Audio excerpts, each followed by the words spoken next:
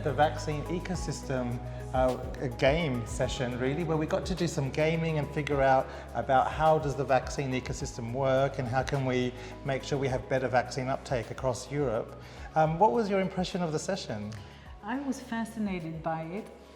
First of all, every group, we divided all participants to different groups. Each group represented a different stakeholder. Everyone had a common goal of raising the vaccinations covered, and they were all the different stakeholders, and each group had to choose among actions and interact about these actions with other stakeholders, which created a very interesting dynamic. And we could see that along the game, the coverage of the vaccination rates was rising depending on each and every action.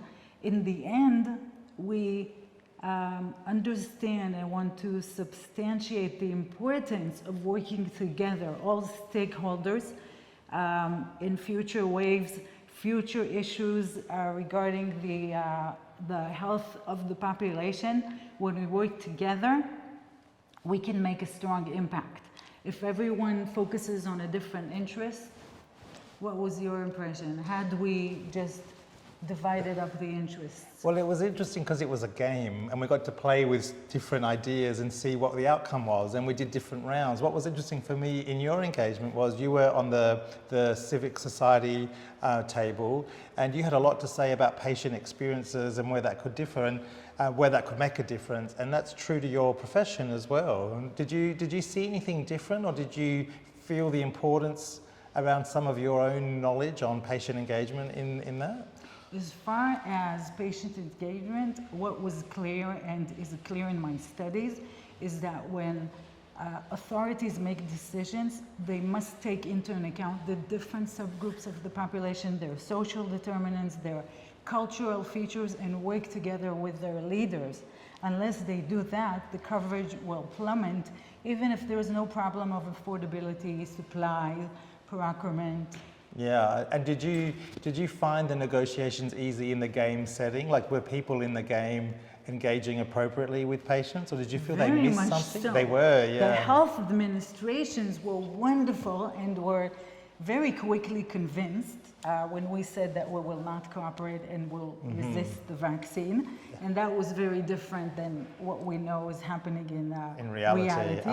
In the second round, the focus was more on supplies and affordability, a little bit leaving out the considerations for the communication, health communication with the population. And how does that compare with reality as well? I think in reality, we only heard one voice in the beginning about the risks. Then we heard different voices in recording audiences in the news. Yeah. The weaker populations weren't voiced. Their concerns weren't voiced, and I think for the future, it's our responsibility to translate the science and bring it to communities. Yeah, great. And I think the game really gave us a chance to better explore those very challenges we live with, look at how they might play out and what results they'll give us, and maybe it'll give us a chance to go back to our offices and work in a different way. I hope so. It was a very unique game. Yeah. And it's great that you brought it to EHMA 222. It was fun. I was really pleased to work with all the partners who put it together for us, and let's see what happens from here. Thank you so much for your time today. You're very welcome. I had fun.